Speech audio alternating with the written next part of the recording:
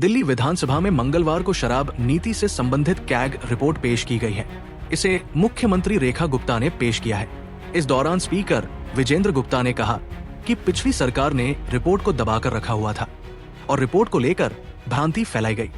CAG report के अनुसार 2021 से 2022 की आबकारी नीति के कारण दिल्ली सरकार को कुल मिलाकर 2000 करोड़ रुपए से अधिक का नुकसान हुआ है। इसकी वजह कमजोर नीति फ्रेमवर्क से लेकर अपर्याप्त क्रियान्वयन तक कई कारण हैं। इस रिपोर्ट में लाइसेंस जारी करने की प्रक्रिया में उल्लंघनों को भी चिन्हित किया गया है। इसमें बताया गया है कि शराब नीति के गठन के लिए बदलाव सुझाने के लिए गठित एक विशेषज्ञ पैनल की सिफारिशों को तत्कालीन उप मुख्यमंत्री और आबकारी मंत्री मनीष सिसोदिया ने नजरअंदाज कर दिया था। रिपोर्ट में 941.53 करोड़ रुपए के राजस्व के नुकसान का दावा किया गया है। इसमें कहा गया है कि नॉन कंफर्मिंग म्यूनिसिपल वार्ड्स में शराब की दुकानें खोलने के लिए समय पर अनुमति नहीं ली गई। नॉन कंफर्मिंग क्षेत्र वे क्षेत्र है जो शराब की दुकानें खोलने के लिए भूमि उपयोग मानदंडों के अनुरूप नहीं है।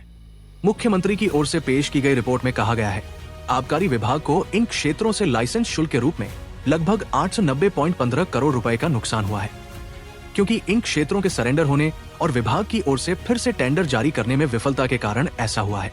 रिपोर्ट में कहा गया है कि कोविड महामारी से संबंधित बंद के चलते लाइसेंसधारियों को अनियमित अनुदान छूट के कारण 144 करोड़ रुपए के राजस्व का नुकसान हुआ।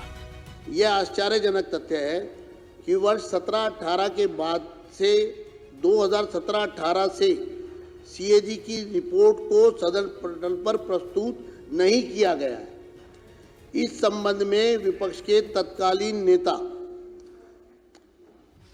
अर्थात उस समय मैं विपक्ष का नेता था के नेतृत्व में तत्कालीन विपक्षी विधायकों ने, जो इस सदन के सदस्य भी हैं, उसमें से 5 सदस्य हैं, ने सीएजी रिपोर्ट को सदन में प्रस्तुत करने के लिए माननीय राष्ट्रपति, तत्कालीन विधानसभा अध्यक्ष, तत्कालीन मुख्यमंत्री, वित्त मंत्री और मुख्य सचिव से अनुरोध किया था।